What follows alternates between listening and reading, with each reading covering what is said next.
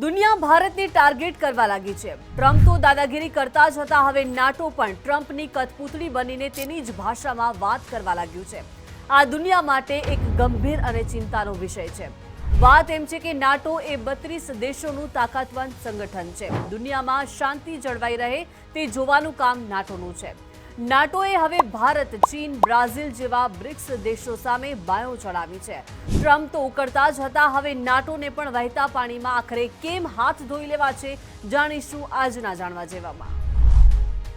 નમસ્કાર, હું છું દીપિકા। ડોનાલ્ડ ટ્રમ્પ અને નાટો સંગઠનના સેક્રેટરી માર્ક રૂટ વચ્ચે વ્હાઇટ હાઉસમાં મીટિંગ થઈ। મીટિંગ પછી ડોનાલ્ડ ટ્રમ્પે રશિયાને ધમકી આપી કે 50 દિવસમાં યુદ્ધ બંધ કરી દેજો, નહીતર જોવા જેવી થશે। અમે રશિયા પર 100% સેકન્ડરી ટેરિફ લગાવી દઈશું। યુદ્ધ આગળ વધારવા માટે યુક્રેનને પણ હથિયારો આપીશું। ટ્રમ્પે આ વાત કર્યા પછી નાટોના સેક્રેટરી માર્ક રૂટે પણ ચિંતા પ્રસરાવે તેવી વાત કરી। તેમણે એવું કહ્યું કે ચીનના રાષ્ટ્રપતિ હોય, ભારતના વડાપ્રધાન હોય કે બ્રાઝિલના રાષ્ટ્રપતિ હોય, આ બધા લોકોએ રશિયાને શાંતિ રાખવા સમજાવવું જ પડશે। જો આવું નહીં થાય તો બધાને ભારે પડી જવાનું છે। રશિયા પાસેથી જે દેશો સામાન લેતા હશે તેના પર પણ 100% ટેરિફ લગાવી દેશું। 4 તબક્કામાં સમજીશું સ્ટ્રેટેજી। ટ્રમ્પને રશિયા સામે શું વાંધો છે? નાટો સંગઠન વચ્ચે કેમ કૂદી પડ્યું? આખી દુનિયા ભારતને કેમ ટાર્ગેટ કરે છે? અમેરિકા ભારત ડીલમાં ટ્રમ્પને શું વાંકું પડ્યું? ટ્રમ્પને રશિયા સામે શું વાંધો છે? અમેરિકા અને રશિયા મહાસત્તા છે। રશિયા વર્ષોથી ઈચ્છે છે કે દુનિયામાંથી અમેરિકાનો દબદબો ઓછો થાય, ડોલરને બદલે બ્રિક્સ કરન્સી આવે। રશિયા દરેક બાબતમાં અમેરિકાને હાય હા કરે છે અને અંતે તો પુતિન જે કરવું હોય એ જ કરે છે। ડોનાલ્ડ ટ્રમ્પ બીજી વાર રાષ્ટ્રપતિ બન્યા તેને 6 મહિના થઈ ગયા। રાષ્ટ્રપતિની રેસમાં હતા ત્યારથી જ કહેતા હતા કે મારા એક ફોનથી રશિયા યુક્રેન યુદ્ધ રોકાઈ જશે। એવું થયું નહીં। ટ્રમ્પને રશિયા સામે વાંધો વધી ગયો। ટ્રમ્પે રશિયા માટે શું જાહેરાત કરી તે સમજીએ તો નાટો સંગઠનના સેક્રેટરી જનરલ માર્ક રૂટ અને ડોનાલ્ડ ટ્રમ્પ વચ્ચે વ્હાઇટ હાઉસમાં મીટિંગ થઈ। ટ્રમ્પે આ વાતચીતમાં કહ્યું કે જો વ્લાદિમીર પુતિન સપ્ટેમ્બરની શરૂઆત સુધીમાં એટલે કે 50 દિવસોમાં યુક્રેન સામેનું યુદ્ધ બંધ નહીં કરે તો રશિયા અને તેના ટ્રેડ પાર્ટનર દેશો પર 100% સુધીના ટેરિફ લાદવામાં આવશે। નાટોના સેક્રેટરી ટ્રમ્પની વાતમાં માથું હલાવીને હા પાડતા રહ્યા।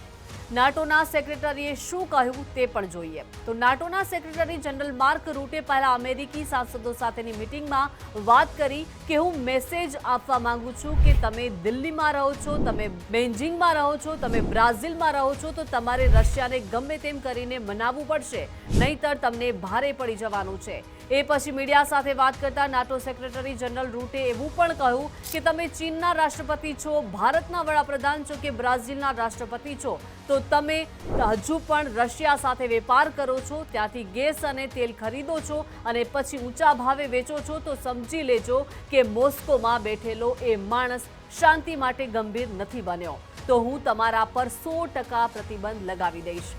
હવે ભારત અને ચીનનો રશિયા સાથેનો વેપાર જાણી લો તો નાટોએ બ્રિક્સ દેશોને ધમકી આપી છે કે જો રશિયાને નહીં મનાવો તો તમારે પણ 100% ટેરિફનો સામનો કરવો પડશે। બ્રિક્સ દેશોમાં ભારત, ચીન, રશિયા જેવા દેશોનો સભ્ય છે અને આ દેશોનો અંદરનો વેપાર બહુ સારો છે। રશિયા સાથે ભારત અને ચીનના વેપારની વાત કરીએ તો ભારત આર્થિક થિંક ટેન્ક બ્રુગેલ અનુસાર ભારત રશિયાનો ત્રીજો સૌથી મોટો વેપાર ભાગીદાર છે। આ વર્ષે મે મહિના સુધીમાં બંને દેશો વચ્ચે કુલ 68 અબજ ડોલરનો વેપાર થયો હતો। ભારત રશિયા પાસેથી મોટા પાયે તેલ અને ગેસ ખરીદે છે। રશિયામાંથી કુલ નિકાસમાં 90% હિસ્સો ઓઇલનો છે। ભારત રશિયાના તેલનો વિશ્વનો સૌથી મોટો ખરીદદાર દેશ છે। ભારત રશિયાને પરમાણુ, રિએક્ટર, મશીનરી, ફાર્માસ્યુટિકલ કમ્પાઉન્ડ્સ અને બીજું ઘણું બધું વેચે છે। દુનિયામાં જે કંઈ પણ થાય છે તો ભારતને ધમકી મળી જાય છે। આવું કેમ? તો સમજીએ કે અમેરિકા, ચીન જેવા મોટા દેશોની નજરમાં ભારત ટાર્ગેટ છે। ટ્રમ્પની નજર ભારત પર છે। 140 કરોડની વસ્તીવાળો દેશ ભારતને મોટું માર્કેટ છે। પૂરી તાકાતથી માર્કેટ ખોલવા તલપાપડ છે। અમેરિકા અત્યારે નાટો મારફતે પોતાનું માર્કેટ શોધે છે। નાટો એ સમજતું નથી કે ટ્રમ્પ બિઝનેસમેન છે, તે ડીલનો માણસ છે। ટ્રમ્પ નાટો સેક્રેટરી જનરલને માર્કેટિંગ એજન્ટ બનાવીને બ્રિક્સે દેશોને ધમકી અપાવે છે। અત્યારે ભારતની ટીમ ટેરિફ ડીલ માટે અમેરિકામાં છે પણ નેગોશિએશન નથી થયું। નેગોશિએશન ડેરી અને ખેત પેદાશો માટે અટકેલું છે।